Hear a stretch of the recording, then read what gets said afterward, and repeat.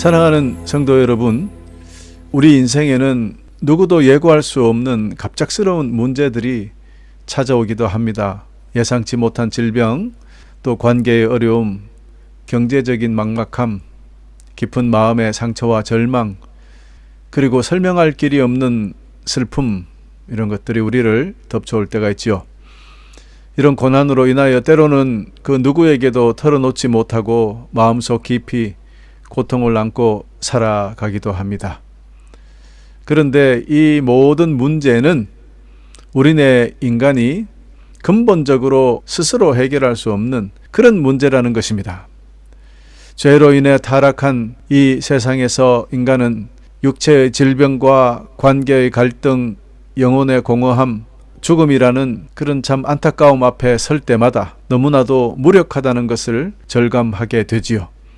아무리 의학과 과학이 발달한다 해도 인간 내면 깊숙이 심어져 있는 마음의 상처와 죄의 문제, 죽음의 공포를 온전히 해결할 사람은 이 세상에 아무도 없습니다. 또한 그것을 완전하게 해결할 방법도 이 세상에는 없습니다. 이런 상황을 주님께서 아시기에 우리 아버지 하나님께서는 우리에게 유일한 구원의 길을 열어주셨습니다. 하나님의 독생자 예수 그리스도를 이 땅에 보내주신 것입니다. 할렐루야. 오직 여자의 후손으로 죄 없이 오신 그분만이 우리의 육체와 영혼, 인생의 근본적 문제를 해결하시는 유일한 구원자 되심을 오늘 본문이 우리에게 증거하고 있습니다.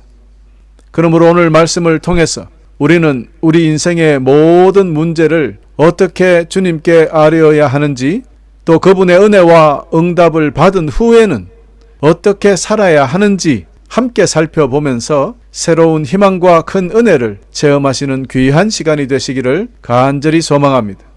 오늘 본문 말씀인 마가복음 1장은요, 안식일 아침에 주님께서 회당에 들어가셔서 귀신 들린 사람을 그곳에서 고치셨습니다. 그러니 그 명성이 온 갈릴리 바닥에 퍼져 나가게 되었습니다. 하지만 예수님은 거기에서 명성을 받고 칭송을 받는 것이 아니라 오히려 조용히 베드로의 집에 가셨습니다. 거기에는 베드로의 장모가 심한 열병으로 누워 있었습니다. 여러분, 그 당시에 열이 나는 이 병은요, 요즘처럼 쉽게 치료할 수 있는 병이 아니라고 합니다. 아주 목숨이 왔다 갔다 하는 치명적인 병이었고요. 치료되었다 하더라도 회복하는데 오랜 시간이 걸리는 아주 심각한 병 중에 하나였다고 전해져 옵니다. 그런데 여러분, 여기서 중요한 것이 있습니다. 온 동네 병자들을 고치신 이 신유의 사역과 귀신을 내어 쫓으시는 메시아적 사역의 틈바구니 속에서도 예수님은 단 한 명의 여인의 병마저 외면하지 않으셨다는 점에 우리는 주목해 봐야 할 것입니다. 이 사건이 중요하다는 증거는 바로 마태, 마가, 누가 세 복음서에 모두 기록되어 있다는 것이죠. 이를 통해 보더라도 예수님께서는 공적 사역의 기적뿐만이 아니라 지극히 개인적인 문제까지도 세심하게 귀를 기울이시는 분이시라는 것을 우리는 잘 알 수 있게 됩니다. 사랑하는 교우 여러분, 오늘 이 자리에도 사람들에게 말하지 못하고 가슴 깊이 묻어두었던 문제들이 있는 그런 우리 교우들이 계실 것입니다. 누구에게도 드러낼 수 없는 아픈 속사정, 예수님은 작은 문제까지도 세심하게 귀를 기울이시고 계십니다. 그러니 여러분, 우리가 가진 어떤 문제라도 먼저 숨기지 말고 모두 주님께 말씀드리는 것이 중요합니다. 우리 주님은 우리의 모든 것을 귀를 기울여서 들으시고 주님의 때 아름답게 협력하여 선을 이루는 방법으로 분명하고 확실하게 해결해 주실 분이시기 때문입니다. 할렐루야. 여러분, 지금까지 제가 말씀드린 이 확실한 증거가 바로 오늘 본문 말씀인 마가복음 1장 30절에서 찾을 수 있습니다.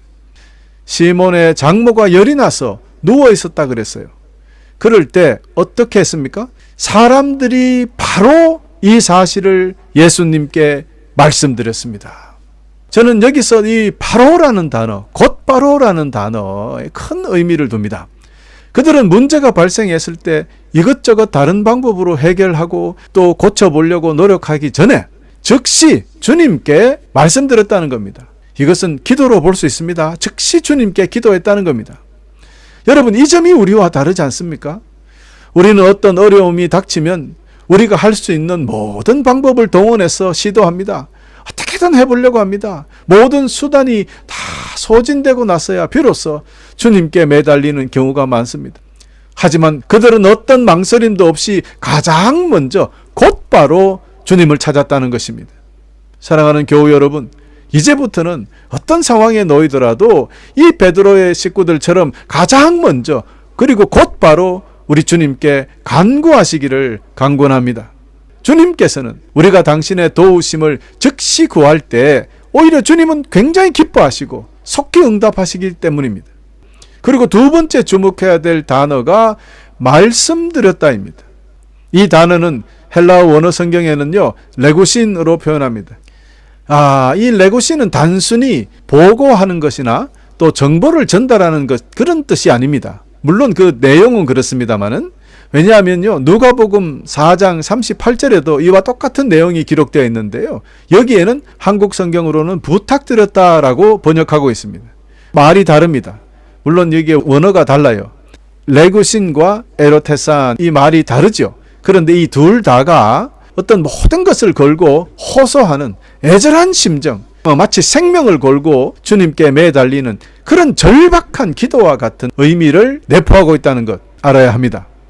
그러므로 이는 단순히 문제를 알리는 그런 개념을 넘어서 우리 주님만이 이 문제를 해결할 수 있다는 확실한 믿음과 간절한 소망이 그들의 마음에 있었다는 것을 보여주는 단어들입니다. 우리가 주님께 나아갈 때 이렇게 절박하고 간절한 마음으로 모든 것을 맡기고 아뢰는 것이 이렇게 중요한 것입니다. 사랑하는 교우 여러분, 우리는 살면서 문제 앞에 너무나 쉽게 좌절합니다. 문제가 생기면 우리는 제일 먼저 생각나는 사람들과 의논합니다. 그리고 원망하거나 낙심하는데 귀한 시간을 다 허비할 때가 많아요. 그러나 신앙은 그런 것이 아니라고 이야기합니다. 우리의 믿음은 그런 것이 아니라고 이야기해요. 참된 신앙은요, 문제의 무게에 짓눌려 있는 것이 아니라 그 문제를 주님께 가지고 즉시 나가는 것입니다. 믿음으로 말입니다. 여러분, 지금 우리 자신을 돌아보십시다. 단지 자신의 답답함을 토로하는데 그치고 정작 주님의 응답에 대한 확신은 이게 물거품처럼 허지부지하고 습관처럼 주님께 기도하고 있는 것은 아닌가? 여러분, 참된 기도는 주님 앞에 문제를 숨기지 않습니다. 힘든 삶의 문제들로 인하여 괴로워하거나 어떤 어려운 상황을 만나더라도 낙심하지 않고 즉시 주님께 나아가서 숨김없이 말씀드리는 것, 그러니까 모든 것을 기도로 맡기며 살아가는 믿음을 말합니다. 주님께서는 단 한 번도 이런 기도를 드리는 자들을, 이런 부르짖는 기도를 외면하신 적이 없으시기 때문입니다. 그 수많은 예들이 성경에 기록되어 있는데요, 마가복음 9장 24절에도요, 귀신 들린 아들을 둔 아버지, 여러분, 아들이 귀신 들렸다고 생각해 보세요. 그 아버지의 마음이 어떻겠습니까? 그가 이렇게 이야기합니다. 믿음 없는 나를 도와주십시오. 간청합니다. 이게 그냥 믿음 없으니까 날 좀 도와주세요, 고쳐주세요, 이런 뜻이 아닙니다. 목숨을 걸고 주님께 간청하는 거예요. 주님은 그의 절박한 믿음을 보시고 즉시 기적을 베풀어 귀신을 쫓아내었습니다. 여러분, 또 12해 동안에 혈류병으로 고생하는 여인 보세요. 내가 그분의 옷에 손만 대어도 구원을 받을 것이다, 고침을 받을 것이다. 강력한 믿음을 가지고 그 많은 사람들을 헤집고 들어가서 결국에는 주님의 옷자락에 손을 대었습니다. 주님은 그녀의 그 믿음대로 그녀를 즉시 치유하여 주셨습니다. 또 마가복음 10장 47절에 눈먼 바디메오가 다윗의 자손 예수여, 나를 불쌍히 여기소서라고 간절히 외쳤습니다. 많은 사람들이 모여 있는데 거기서 큰 소리로 외쳤어요. 부끄러운 일이죠. 그러나 그런 거 관계없어요. 나는 주님을 만나서 내 이 병든 몸을 치유받아야 된다. 강력한 외침이죠. 이 외침 앞에 주님은 그를 긍휼히 여기시고 그의 눈을 뜨게 하셨습니다. 이처럼 믿음의 강구는 주님의 마음을 움직입니다. 그리하여 결국 놀라운 치유의 기적이 일어나는 것입니다. 할렐루야. 사랑하는 교우 여러분, 이 진리는 지금도 변함이 없습니다. 어떤 상황에서도 강력한 기도만큼 놀라운 기적을 베푸는 것이 없어요. 그보다 더 좋은 방법이 없어요.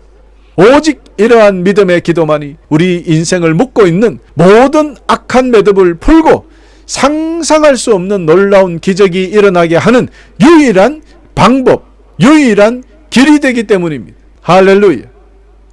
그럼 여러분, 이제 우리 주님께 간절하고 절박한 심정으로 간구한 기도의 결과가 우리 삶에 어떻게 실현되는지 함께 살펴봐야 하겠습니다. 마가복음 1장 31절에 예수님께서 시몬 장모에게 가서 손을 잡고 일으켜 세우셨다고 그랬어요. 그러자 바로 열이 내렸다고 했습니다. 여러분, 그리고 나서 열이 내리고 고침을 받은 시몬의 장모는 예수님을 섬겼습니다. 여기서 다른 성경 버전은 예수님의 수종을 들었다라고 이야기합니다. 수종들다, 섬기다 같은 말입니다만은 중요한 것은 섬기다, 수종들다라고 번역한 헬라어 원문은요, 디아코네오입니다. 이는 단순히 음식을 차리고 접대하는 것, 시중드는 그런 행위를 말하는 것이 아니에요. 이것을 넘어서는 말입니다. 물론 그런 내용이 내포되어 있습니다. 그러나 이것만으로 만족한 단어가 아닙니다. 이는 하나님의 나라를 위해 헌신하는 사역적 섬김이 포함되어 있는 의미입니다. 여러분, 그렇게 이 장면은요, 주님으로부터 치유받은 베드로의 장모가 마땅히 서야 할 사명의 자리로 주님께서 부르신 장면이에요. 주님께서 가서 베드로 장모님 열이 떨어지기를 원합니다 하고 그냥 끝난 것이 아니라 가자마자 베드로의 장모의 손을 잡고 일으켜 세웠습니다. 여러분, 일으켜 세우다, 이거 베드로의 장모님이 어디 다리가 아픈 분입니까? 아니잖아요. 열이 나서 누워있는데 일으켜 세우잖아요. 하나님의 사역자로 세우시는 장면입니다. 할렐루야. 여러분, 이것을 오늘 잊으면 안 됩니다. 그리고 이 디아코네오라는 이 섬기다라는 말이 디아코노스라는 명사로 바뀌면요, 섬기는 자, 일꾼, 혹은 우리가 교회에서 많이 부르는 집사, 이렇게 해석합니다. 그래서 여기서 파생된 집사를 영어로 디컨이라고 부르게 되었던 거죠. 그렇다면 디컨이란 말은 주님을 사역적으로, 우리 하늘의 사역을 감당하는 위대한 하나님의 일꾼이란 뜻이에요. 할렐루야. 사랑하는 교회 여러분, 그러므로 우리는 베드로의 장모의 열병을 고쳐주신 사건을 통해서 분명히 영적인 원리를 여기서 발견합니다. 주님의 은혜를 입은 자, 즉 병을 치유받거나 문제를 해결받는 이런 놀라운 은혜를 입은 자는, 그리고 구원받은 자 말입니다. 다 같은 은혜를 입은 자는 섬김으로 응답해야 된다는 거예요. 주님께 공짜가 없어요. give and take입니다, 여러분. 주님께서 우리의 병을 고쳐주시고 우리의 삶의 문제를 해결해 주시는 궁극적인 목적이 있다는 거예요. 그 목적은 우리를 복음의 일꾼으로 세우기 위함입니다. 여러분, 이것을 잊으면 안 됩니다. 많은 사람들이 다시, 안타깝게도 이들은 그냥 은혜를 경험한 후에도 신앙이 그 자리에 멈춰버리는 경우도 있고요, 주님을 떠나버리는 사람도 있어요. 여러분, 그래서는 안 됩니다. 신앙이 그 자리에 멈추면 안 돼요. 치유받고 문제 해결의 은혜를 경험한 후에는 그것으로 만족하고 세상으로 돌아가서는 안 됩니다. 주님은 치유와 회복의 은혜를 통해서 우리를 능동적인 복음의 사역자, 하나님 나라를 위해 헌신하는 섬김의 자리로 초대하신 것이라는 것을 잊으면 안 된다는 것입니다. 그래요, 주님의 치유는 우리에게는 영육 간의 새로운 시작임을 꼭 기억하시기를 간절히 소망합니다. 그런데 여러분, 이렇게 말하니까 이거 좀 고쳐주고는 또 크게 일 부려먹으려고 그러는구나 하고 자꾸 이 사역자, 집사가 되고 이러니까 그냥 거기에 대한 마음의 눌림이 있는 것 같아요. 두려워하는 것 같아요. 손해본다고 생각하는 것 같아요. 여러분, 섬기는 자가 된다는 것은 결코 손해보는 장사가 아닙니다. 주님께서는 우리의 아버지 되시니까 자녀에게 누가 나쁜 것을 주겠습니까? 성경에 하나님 아버지께서는 우리에게 날마다 좋은 것을 주시기를 원하신다 그랬어요. 그러니 주님께서 우리에게 너희가 섬기는 자가 되라 라고 말씀하셨다면 그것은 분명히 저와 여러분에게 좋은 것입니다. 믿으시길 바랍니다. 섬김의 자리는요, 주님께서 주시는 가장 크고 복된 특권이기 때문입니다. 하늘의 축복을 담는 자리이기 때문입니다. 그러므로 치유받는 우리가 사역하는 자, 섬기는 자로 서기를 결단할 때 우리의 인생은 가장 영광스러운 자리로 올라갈 수 있게 된다는 것을 믿어 심지 않기를 간절히 축원합니다. 사랑하는 형제자매 여러분, 이제 말씀을 맺겠습니다. 오늘 본문이 우리에게 전하는 진리는 분명합니다. 우리 주 예수 그리스도께서 우리의 크고 작은 모든 문제에 깊이 관심을 가지고 계신다는 것입니다. 그리고 그 문제 속에서 힘들어하며 주님을 찾아 부르짖는 우리를 결코 외면하지 아니하신다는 것입니다. 그리고 그 놀라운 은혜로 단지 문제를 해결해 주시는 것에 끝나는 분이 아니라 우리를 그 단계를 넘어서 거룩한 사명의 자리로 부르시고, 즉 더욱더 축복받는 자리로 불러주신다는 것이에요. 이게 바로 섬김의 자리입니다. 그런 귀한 자리로 우리를 불러 세우시는 하나님이시다라는 것을 기억하시고 날마다 감사해야 하겠습니다. 그렇다면은 여러분, 오늘 이 시간 우리 마음을 짓누르고 있는 크고 작은 문제들, 아무리 사소하고 보잘것없이 보이는 것도 남들에게는 하찮아 보이는 일이라 할지라도, 그 누구에게도 털어놓지 못한 깊은 아픔이라 할지라도 모두 우리 주님께 믿음의 기도로 간절히 말씀드리십시오. 그분은 지금도 듣고 계십니다. 그리고 놀라운 은혜로 응답해 주실 것입니다. 할렐루야. 그렇다면 여러분, 때때로 우리 인생에 닥치는 고난과 고통스러운 문제들은 단지 불행이라는 카테고리로 설명할 수 있는 것이 아닙니다. 어쩌면 오히려 그것은 하나님께서 우리를 더 깊은 은혜의 자리로, 더 큰 믿음의 자리로 이끄시기 위하여 허락하신 축복의 기회가 될 수도 있다는 것입니다. 고난 뒤에 반드시 더 깊은 평화와 축복이, 우리가 미처 상상하지 못했던 하나님의 선하신 뜻이 숨어 있다는 것을 기억해야 합니다. 마치 폭풍이 지나간 뒤에 맑고 고요한 하늘이 환하게 드러나는 듯 우리의 고통과 눈물 속에서도 주님은 결코 쉬지 아니하시며 일하고 계심을 믿어야 합니다. 그러니 우리는 포기하지도 낙심하지도 말고 모든 상황 속에서 주님께 나아가 믿음으로 말씀드리는 행동적 실천이 있어야겠습니다. 절망의 탄식이 아니라 흔들림 없는 신뢰와 소망의 기도로 주님 앞에 서시기를 축원합니다. 여러분, 이것을 기도라 합니다. 우리가 이렇게 할 때, 그때 우리는 고난 속에서도 희망을 발견하게 되고 다시 일어설 힘과 용기를 얻게 되는 것입니다. 할렐루야. 사랑하는 성도 여러분, 우리들이 주님께 구하는 기도는 다른 어떤 종교의 그냥 종교적인 행위가 아닙니다. 이것은 살아계신 아버지 하나님의 전능하심을 온전히 믿고 자녀된 우리들이 모든 것을 맡기는 전적인 신뢰, 전적인 믿음의 행위입니다. 막혔던 하늘문이 활짝 여는 유일한 영적 통로이자 방법이다라는 것 여러분 잊지 마시기를 바랍니다. 그렇기 때문에 우리가 주님께 기도하고 그분의 응답을 체험할 때 우리는 은혜의 기쁨 속에 다시 일어나 복음을 전하고 하늘나라 사명자의 길을 걸어가게 되는 것입니다. 오늘부터 우리 모두 응답받는 은혜 속에서 마냥 그냥 머무르지 마시고 그 은혜를 세상에 흘러보내며 섬김과 헌신의 자리로 나아가는 것, 이것이야말로 하나님께서 우리를 부르신 이유요, 우리가 하나님께 받은 은혜에 대한 가장 아름답고 마땅한 감사의 실천적 반응이 되는 것입니다. 그러므로 사랑하는 성도 여러분, 오늘 이 시간 주님께 우리 마음의 모든 짐과 문제를 솔직히 내려놓고 간절히 주님의 이름을 부르시는 여러분 되시기를 간구합니다.